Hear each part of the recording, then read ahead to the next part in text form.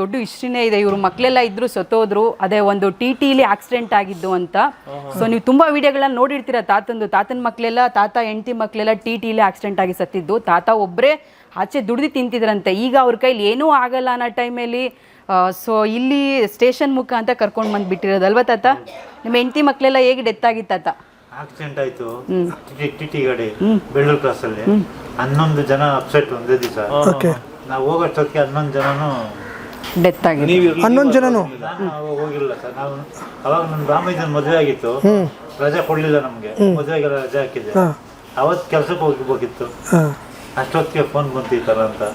ಹೋಗೋಷ್ಟೊತ್ತಿಗೆ ಒಡವೆ ಗಿಡವೆ ಎಲ್ಲ ಕಿತ್ತಿದ್ವಿ ಲೇಡೀಸ್. ಅದೆಲ್ಲ ಬೇರೆ ಕಿತ್ಕೊಂಡು ಹೋಗಿದ್ರ? ಅದಾಗಿದೆ ಲೇಡೀಸ್ ಅಲ್ಲಿ ಬಿಡ್ತಾರ ಸರ್.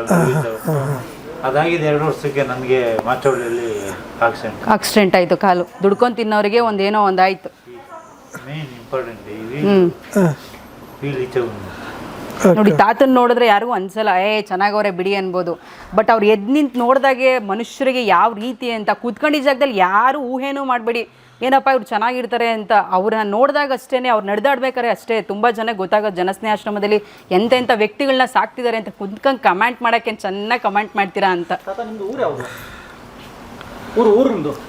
ನಿಮ್ಮ ಊರು ಯಾವುದು ಸರ್? ನಮ್ದು ಆ್ಯಕ್ಚುಲಿ ಮಾಗಡಿ ಹತ್ರ ಮರೂರು.